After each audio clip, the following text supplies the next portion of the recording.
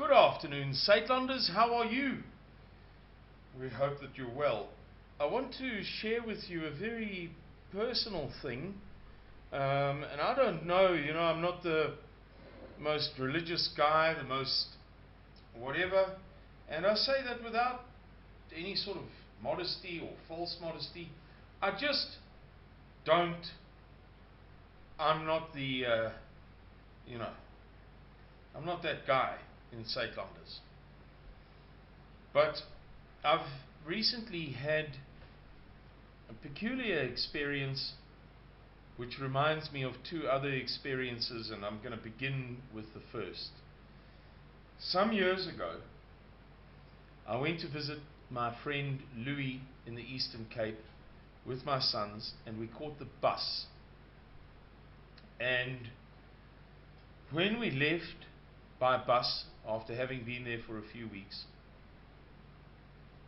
we caught the evening bus out of Aberdeen in the Eastern Cape. And before we departed, my friend, who is also not a religious person, as most God-fearing, Christian, decent, respectable people would consider a religious person, suddenly and very dramatically, in my opinion, certainly very publicly, very conspicuously,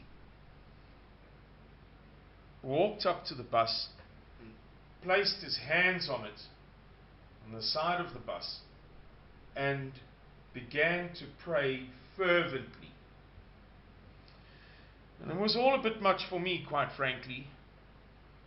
And I it was all I could do to indulge him and humor him. I almost said to him, hey, cut out the performance. But I didn't, and we climbed on the bus, and my sons and I had the worst bus trip imaginable. The two drivers, drove so badly that it was as if it was deliberate. And everybody on the bus was terrified, and I and another guy, particularly the other guy, confronted the drivers. But every time we did so, they behaved more badly. They behaved worse.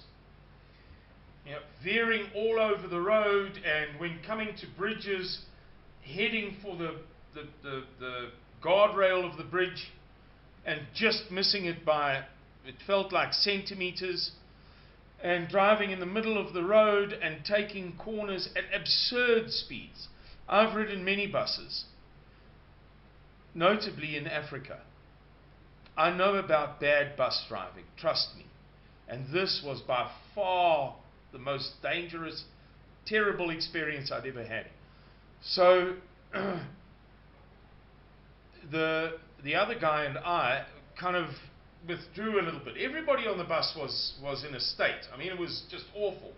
And he and I were confronting these guys, but they would drive worse, and they were very arrogant. And so we both, without saying anything to one another, decided that the best thing to do would be to leave them alone. And then we confronted them when the bus stopped, and they were utterly dismissive, utterly arrogant. It was terrible, terrible experience. And ironically, it's a Christian bus line, a well-known Christian bus line that travels interprovincially, based in the Cape, that plays on the television screens all sorts of Christian movies.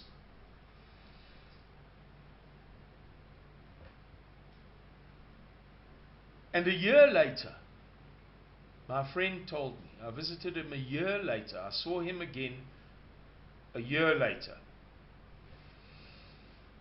just short of a year later, 10 months later, and 11 months later, and he told me that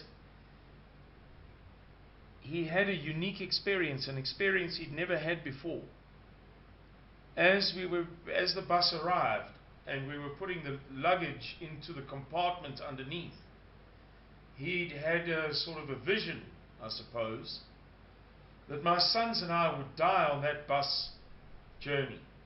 And it was very shortly before I began to be fully and conspicuously, overtly, publicly involved in Suidlanders. And very shortly before, I accompanied Andre Coetzee, National Head of Security of Suidlanders, National Department Head, and the owner of Oppidek.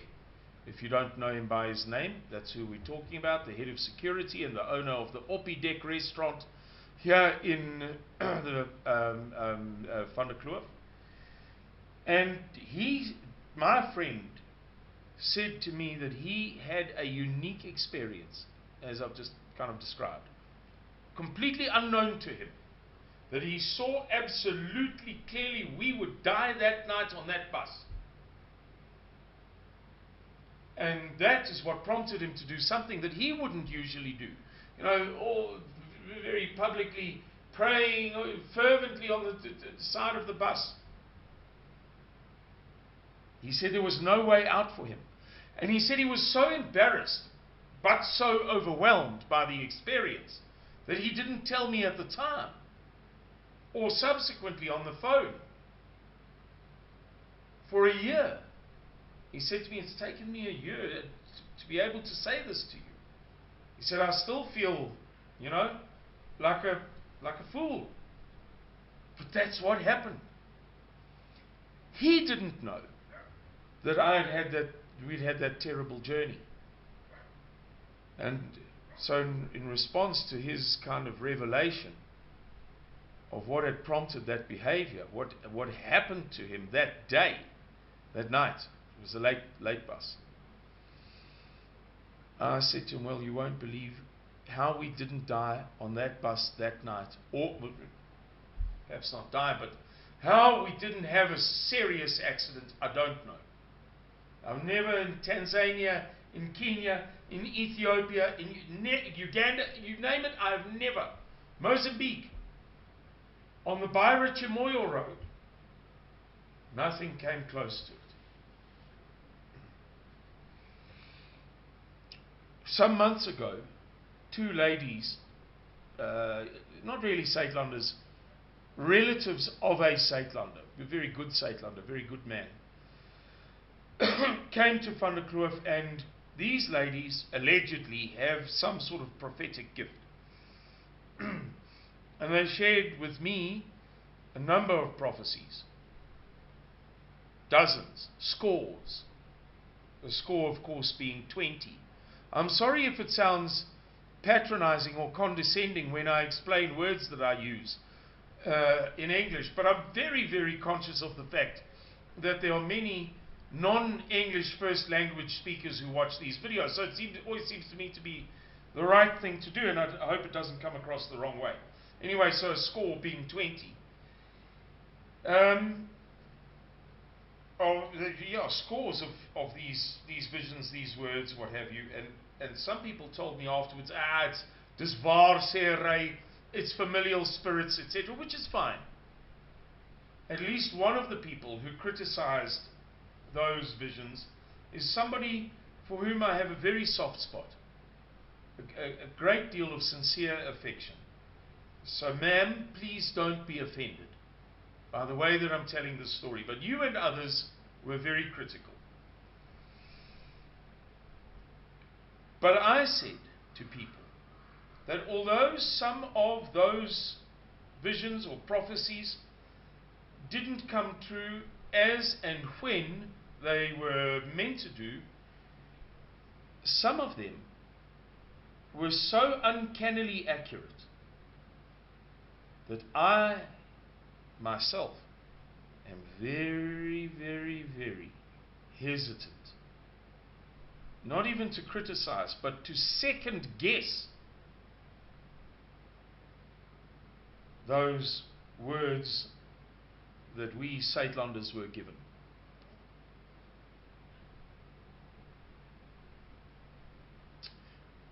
Which brings me to the third and main part of the story.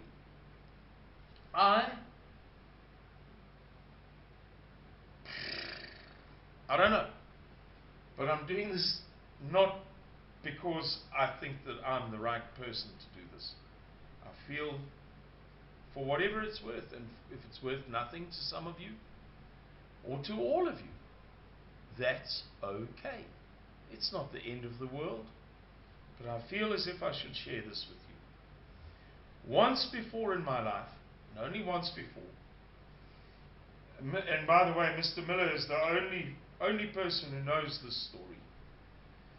And I won't go into the details of the verse in question. But 6 or 7 days in a row, I opened my Bible without a place marker for my morning reading, and it opened at the same place. Now, you can say whatever you like, but that's not. And I know a thing or two about reading books. Thank you very much. And I don't know about that happening, and I've been doing a lot of reading for a long time. Since class 1. I've been reading big books. I'm not bragging, I'm just telling you that I'm not willing to entertain the idea that it sometimes happens like that. That you can open a big thick book 5 or 6 or 7 times in a row and it will open at the same place. Not for me, thank you very much. And the verse that I kept on opening at was very profound. And now recently, in the past few days, including this morning, I think, I wasn't really keeping track, but I open over and over and over again to the same verse.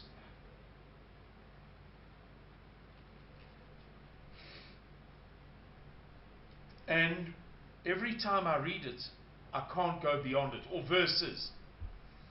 I can't go beyond it. It's the most peculiar thing.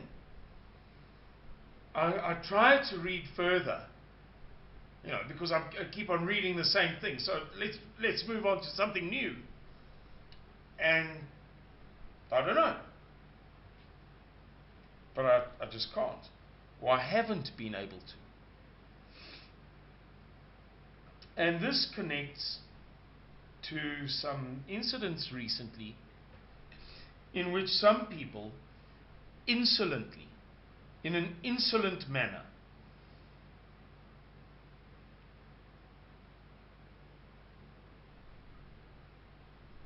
mocked some of the advice that Saitlanders has given.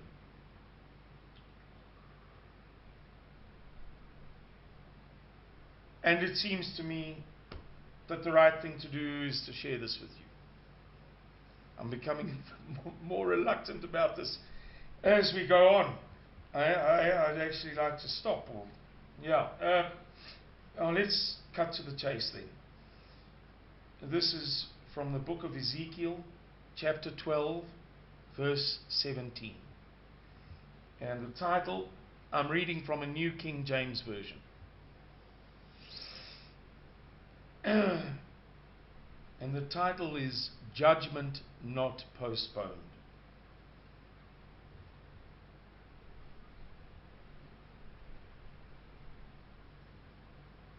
Moreover, the word of the Lord came to me, saying, Son of man, eat your bread with quaking, and drink your water with trembling and anxiety. And say to the people of the land, Thus says the Lord God to the inhabitants of Jerusalem, to the land of Israel. They shall eat their bread with anxiety, and drink their water with dread, so that her land may be emptied of all who are in it, because of the violence of all those who dwell in it. Then the cities that are inhabited shall be laid waste, and the land shall become desolate, and you shall know that I, the Lord.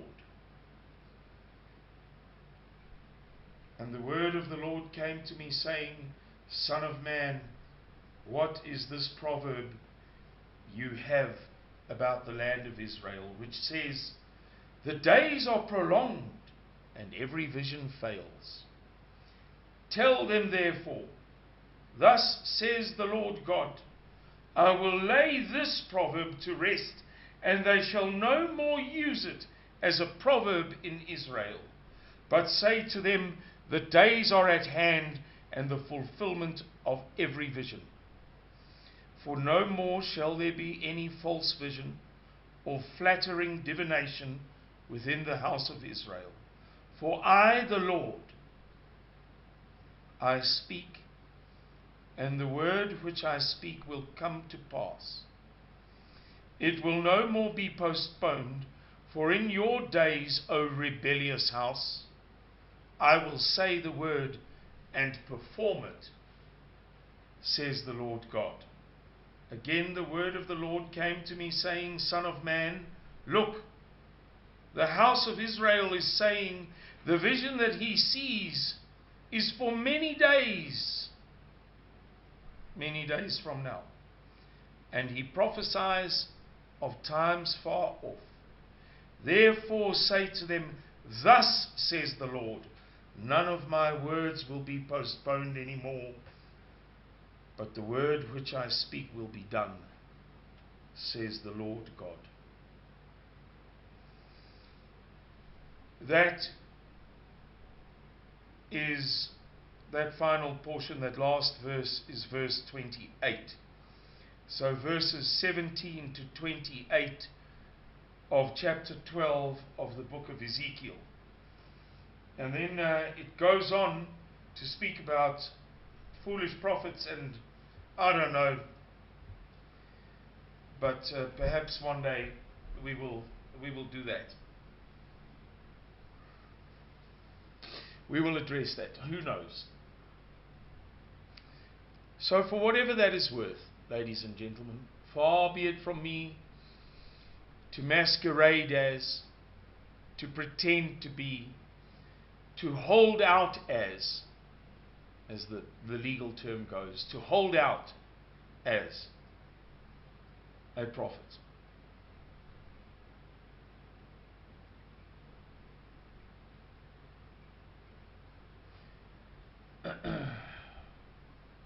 But for whatever that is worth to you, there you go.